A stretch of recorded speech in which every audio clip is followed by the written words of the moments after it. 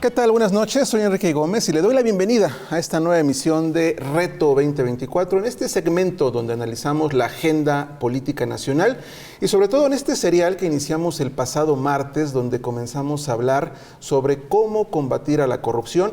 Esto en el marco del Día Internacional contra la Corrupción, que se celebra el próximo 9 de diciembre. Hace 8 días, usted recordará, hablamos sobre la corrupción, pero en el ámbito internacional, en el ámbito global. Hablamos de algunos indicadores de cómo a nivel mundial se presenta este fenómeno y también hablamos un poco de cómo se encuentra México en el ámbito internacional.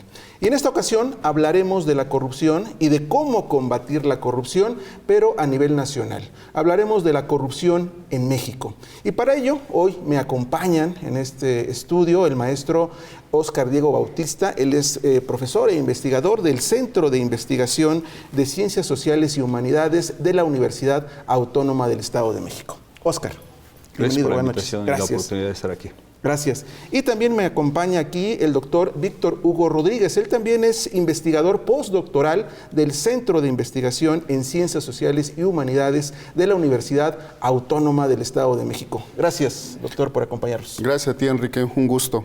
Gracias. Y además debo indicar que ambos doctores que nos acompañan el día de hoy desarrollan la línea de investigación en ética pública, buen gobierno y prevención de la corrupción, por lo cual tendremos un análisis muy destacado, muy especial, muy puntual de lo que es la corrupción en México y cómo combatirla. Y me gustaría comenzar este análisis, Óscar Diego, con el tema de México y cómo se origina la corrupción en México. Y además hacer una recomendación, aprovechar para hacer una recomendación. Hay un libro que se llama 500 años de corrupción en México, que pues fue editado por la Universidad Autónoma del Estado de México, una lectura recomendable, y que yo aprovecharía, aquí lo pongo a cuadro para que lo puedan ver, yo aprovecharía también el contexto de este libro para iniciar con la primera pregunta, Óscar Diego. En México, ¿dónde y cuándo se origina la corrupción? Porque estamos hablando de que la corrupción en México no es un tema de hace 50 años, no es un tema de hace 100 años, es un tema, de acuerdo a lo que dice este libro, de al menos hace 500 años. O sea, estamos hablando desde el momento en el que se da la conquista en México, comienza, o podríamos puntualizar, podríamos colocar ahí el tiempo del reloj para ubicar el inicio de la corrupción. ¿Cómo se inicia y cuándo se inicia la corrupción en México?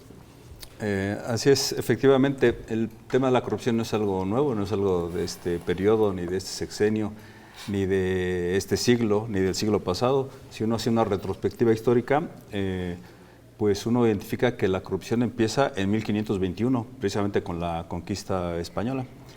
En México, bueno, en ese momento no existía México, las comunidades originarias que existían, no había dinero, no había moneda, ¿sí? El oro era utilizado como un mineral más para hacer artesanías, joyería, etcétera. Pero precisamente cuando llegan los españoles ya la forma de pensamiento que tenían sobre las riquezas y sobre el uso del papel y sobre la moneda, bueno, pues eso se va instalando con ellos. Cortés decía que tenían mal del corazón los españoles y que su mal del corazón se corregía con el oro. Bernal Díaz del Castillo, en su libro de la verdadera historia de la Nueva España, de la conquista de la Nueva España, él dice, llegamos a la Nueva España o a la conquista de México por servir a Dios, por servir al rey y por servir a las riquezas, ¿no? Y Colón también, cuando descubre este continente, tiene una frase que dice, nosotros venimos en busca del oro, porque el oro se hace tesoro y con él, quien lo tiene, hace cuanto quiere en el mundo. Entonces ya se veía ahí ese vicio de la codicia y la avaricia y la ambición por las riquezas, cosas que aquí no existían en ese momento. La gente se desconcertaba aquí cuando decía, bueno, no sabemos por qué se vuelven locos por el oro. Cuando dicen, no es un metal, no es duro como el hierro, es maleable, no se puede comer. O sea, no entendían el significado que ya se traía de los conquistadores de la Europa, de la vieja Europa, como se decía, ¿no?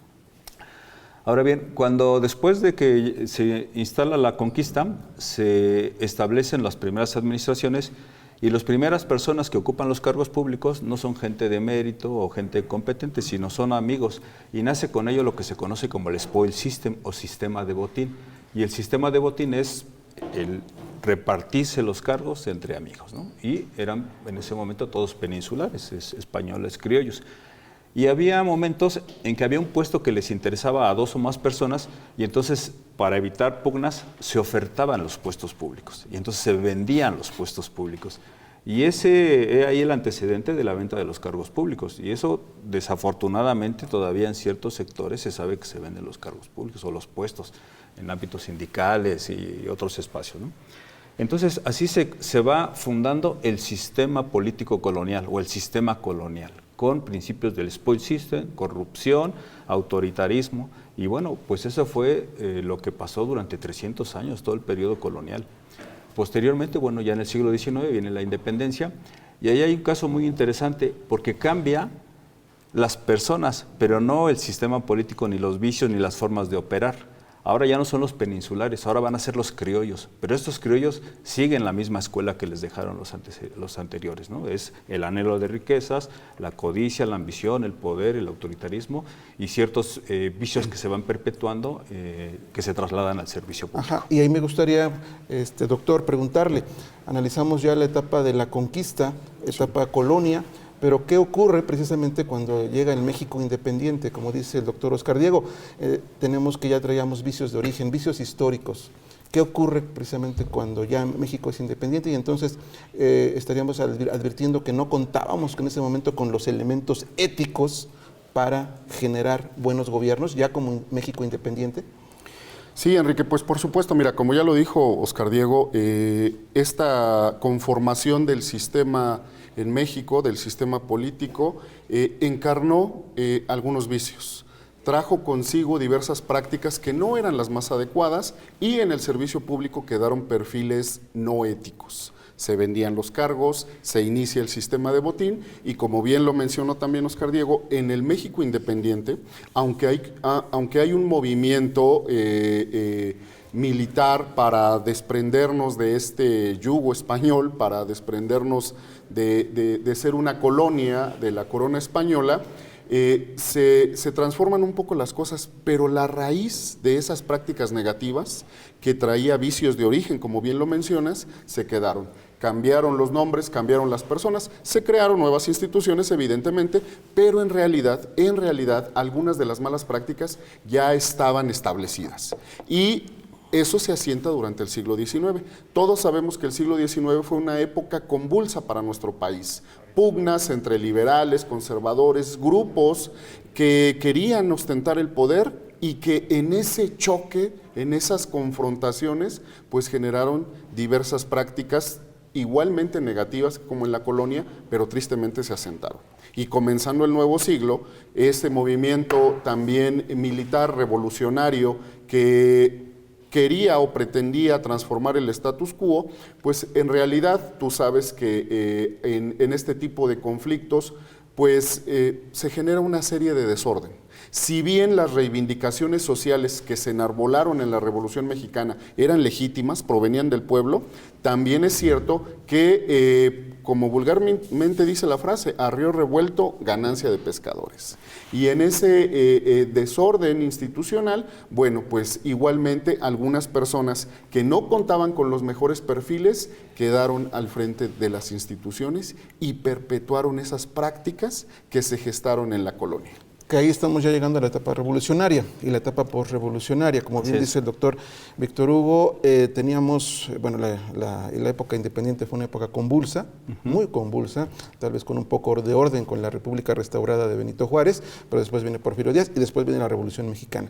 En todo ese contexto llegamos precisamente a la Revolución Mexicana y a esa etapa postrevolucionaria. ¿Cómo advertirías que llegamos en materia de ética pública a esa etapa, ya en 1900? Ya en el siglo XX. Bueno, después de la Revolución Mexicana, pues que fue una etapa en donde hubo muchos ganadores, porque como bien dijo Víctor, a río revuelto, ganancia de pescadores, muchos grupos revolucionarios empezaban a saquear y a hacer de las suyas. De hecho, el otro día estaba escuchando, bueno, hace tiempo escuché un debate entre varios intelectuales mexicanos, seres importantes, y trataban de definir cómo, en una palabra, al sistema político mexicano. Y la conclusión a la que llegaron fue a la palabra carrancear. Y carrancear, pues es el apellido de Carranza, el que creó la Constitución o convocó a la Convención de Aguascalientes. Bueno, pues él y sus grupos hacían unas pillerías y robaban. Y de hecho, en la zona del norte ese es un concepto que se utiliza mucho, carrancear, ¿no? Entonces, en esa época sí se estableció esto. Y después del periodo revolucionario se sentaron las bases para crear lo que es el sistema político mexicano. Y ese sistema político mexicano, bueno, pues tuvo un partido único, un partido hegemónico, un presidencialismo exacerbado, el corporativismo, el gobierno agrupó a las masas, sector campesino en la CNC, sector obrero en la CNC. En la Campesino CNC. En la CNC. El Popular en la sector CNOP. social, CNOP, y todos eran para el partido. Controlaban las elecciones, controlaban los medios de comunicación, tenían todas las salas para crear un sistema perfecto, y cuando había gente que se rebelaba o estaba en contra del sistema político, estaba la represión. Y había una máxima en este periodo de un político militar duro, que era encierro, destierro o entierro, para aquellos que no estaban de acuerdo con el sistema político mexicano, ¿no? Esto dio pauta a que hicieran lo que quisieran con el presupuesto público. Entonces la corrupción se disparó y esto pues se manifestó en los diferentes partidos políticos.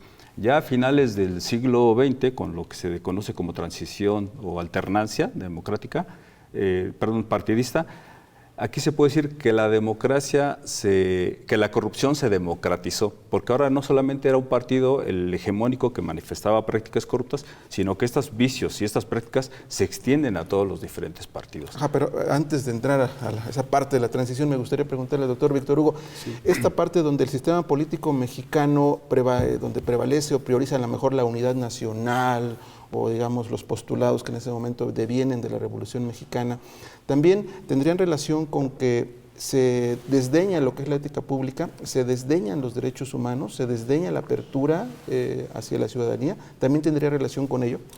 Pues definitivamente, Enrique, así fue. Como bien lo dices, los postulados de la Revolución que buscaban reivindicaciones para el pueblo, que algunos de ellos fueron plasmados en las leyes, en la Constitución, pero el sistema político, como ya se mencionó, tuvo algunos componentes. Esos componentes son básicamente un presidencialismo exacerbado, un partido hegemónico que controlaba las masas, impunidad. También podemos hablar de algunas prácticas que tienen que ver con autoritarismos, es decir, represión a distintas expresiones de la sociedad, y todo eso llevó a lo que tú mencionas: vulnerar derechos humanos, impedir no impedir, pero sí limitar, encauzar la participación de la sociedad civil, dados los intereses del propio gobierno. Y específicamente en lo que pregunta sobre el perfil de ética pública, pues definitivamente lo que señaló Oscar Diego al inicio de este establecimiento del spoil system en la época de la colonia, pues en la formación del sistema político mexicano se terminó de asentar. Ya no se vendían los cargos como tal, pero esa lealtad mostrada al presidente en turno era la que en gran medida denotaba a quién podía aspirar a los cargos de elección popular. Luego entonces, pues un sistema político autoritario que controlaba los canales de participación política y los canales de participación social, pues hizo esta vulneración de derechos, hizo que se limitara la participación de la sociedad civil e hizo que incluso al controlar las elecciones, pues las expresiones políticas contrarias no tuvieran un gran desarrollo. El presidente, a través del partido hegemónico, a través del corporativismo y de otros elementos, tenía el control prácticamente total de los canales políticos de participación. Eso generó que en las administraciones públicas no prevaleciera el perfil ético de los servidores, es decir, la lealtad, pero no la lealtad institucional, sino la lealtad al presidente, era lo que se premiaba y fue lo que hizo que se asentara el sistema de botín durante todo el siglo XX. Sobre este tema que platicabas tan interesante, que es que en el actual siglo se empieza a democratizar la corrupción.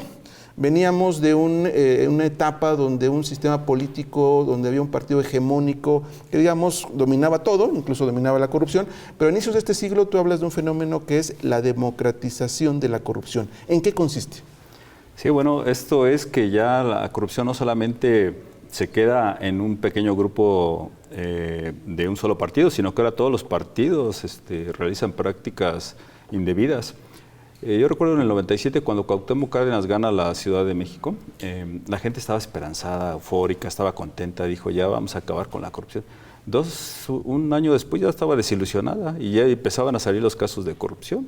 Y lo mismo pasó en el 2000 con Vicente Fox, que precisamente llegó para decir que iba a cambiar la corrupción, que iba a cambiar y combatir la corrupción, y empezaron a salir los escándalos de corrupción en su partido, ¿no? Entonces esto se expandió a todos los sectores de la administración pública, a todos los niveles de gobierno, a los diferentes poderes públicos. Y me gustaría señalar dos elementos, uno que fue Jorge Carpizo, quien fue rector de la UNAM, tiene un libro que se llama La moral pública en México, y él caracteriza el sistema político mexicano en 5 elementos. Dice que poder, dinero, mentiras, corrupción e impunidad es lo que caracteriza al sistema político mexicano, y esto lo tienen todos los partidos políticos.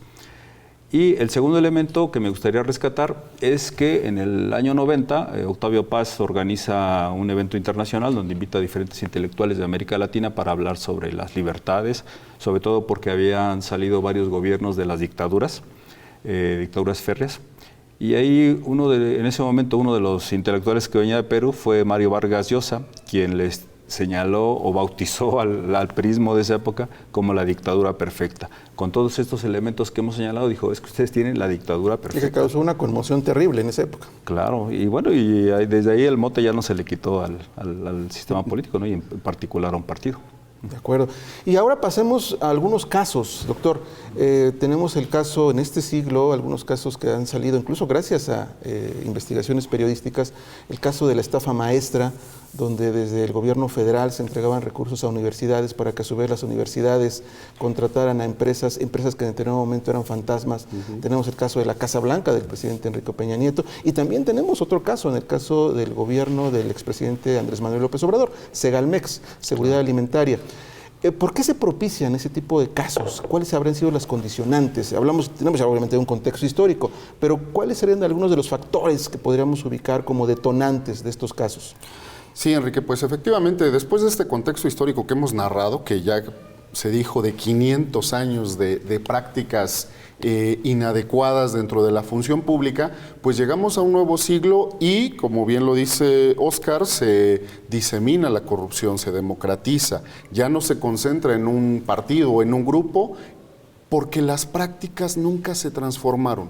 Los procesos administrativos se quedaron con estas con estas prácticas que no eran las más adecuadas y que no estaban apegadas a perfiles éticos. En ese contexto se generan esta serie de casos que tú señalas. Recordemos el gobierno del cambio de Vicente Fox, bueno, el Toallagate, el llamado Toallagate, un exceso que se transparentó, se hizo público, pero que no dejaba de ser ofensivo para la sociedad mexicana. Bueno, pues en el gobierno de Calderón, pues hoy estamos viendo a uno de sus principales funcionarios ser juzgado por corrupción y por vínculos con el crimen organizado. Llega el regreso del partido hegemónico y bueno, pues fue un estallido de casos de corrupción, los que bien señalas, Casa Blanca, que evidentemente no solo cimbró el propio gobierno, sino también hizo que la sociedad mexicana volteara a ver qué estaba pasando con sus instituciones. Desafortunadamente, hay que decirlo, la estafa maestra, nuestra Universidad Autónoma del Estado de México se vio involucrado en este proceso de la estafa maestra y bueno, el nuevo gobierno también tiene por ahí un señalamiento con el caso de Segalmex. ¿Qué pasa con estas situaciones? Que la corrupción, al democratizarse, también se ha sofisticado, Enrique. Al no contar con perfiles éticos en los servidores públicos, comienzan a encontrar nuevas estrategias para que la corrupción sea hoy en día más sofisticada. Y por eso es que vemos la explosión de todos estos casos tan lamentables y tan terribles para la sociedad mexicana. Mientras no se ataque de raíz el problema, que es justamente cambiando la mentalidad de los servidores públicos, haciendo que actúen con ética, con espíritu de servicio y con honorabilidad, pues seguiremos teniendo esta serie de sucesos tan lamentables. De acuerdo. No sé si podamos tener algunos indicadores, Oscar Diego, que podamos tener. ¿Cómo se encuentra México en materia de corrupción de acuerdo a indicadores internacionales o indicadores nacionales? Sí, bueno, a ver, voy a citar dos indicadores internacionales. El caso de Transparencia Internacional. Bueno, Transparencia Internacional es una ONG que tiene su sede en Berlín y, bueno, mide la corrupción normalmente como en alrededor de 180 países a nivel mundial. Y desde que empezó a hacer sus mediciones, que esto fue poco antes de finales del siglo pasado, desde que empieza y hasta la fecha, México nunca ha estado en un lugar favorable, digamos, ¿no? 0 es lo más limpio, 100 es lo más corrupto, pues México rebasa al 100, ¿no? Estamos ahorita, si no mal recuerdo, en el lugar 131 a nivel internacional. Y se ha mantenido ahí en los últimos años, no ha mejorado. Bueno, a ver, aquí voy a hacer una excepción. Hace 2, 3 años bajó tantito y rápidamente el gobierno dijo, ya ven, nosotros no somos corruptos, etcétera, el gobierno de ese entonces. Pero resulta que bajó porque estuvo la época de la pandemia, entonces todos estuvimos encerrados, fueron 2 años ahí de pandemia, entonces pues bajó un poco, ¿no? Pero no fue precisamente porque haya mejorado el gobierno.